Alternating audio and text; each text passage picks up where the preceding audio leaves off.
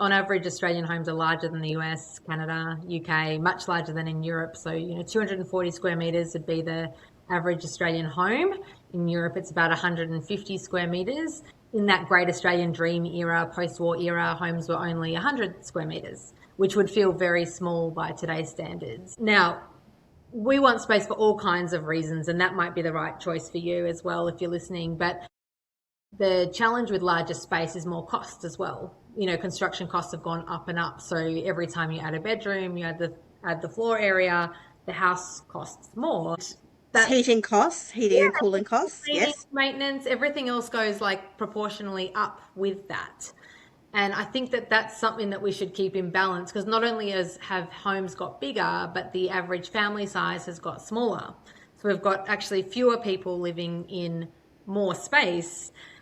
And we've kind of normalized that, which is, again, it's just something to question. It doesn't, draw a right or wrong opinion about that.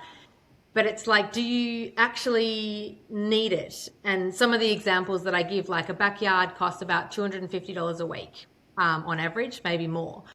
And that's great if you use it. You might have a dog, kids, great. You're using it. If it's something you don't use, that's an extra $1,000 a month that you could be putting into going on holidays or somewhere else. So you want to make these trade-offs intelligently rather than thinking you have to own all of that. Yeah, no, well said. So I love my vegetable garden in my new house. So it's still in its very early stages, although I had lots of pumpkins this year.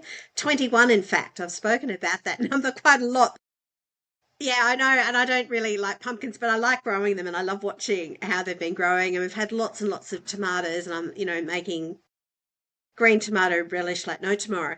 But every time I look at that, I think, well, they're my $1 million tomatoes, because Yeah. that's really the entry price to get into a property where you can have something like a veggie patch now in the suburbs. Like, is it worth $1 million?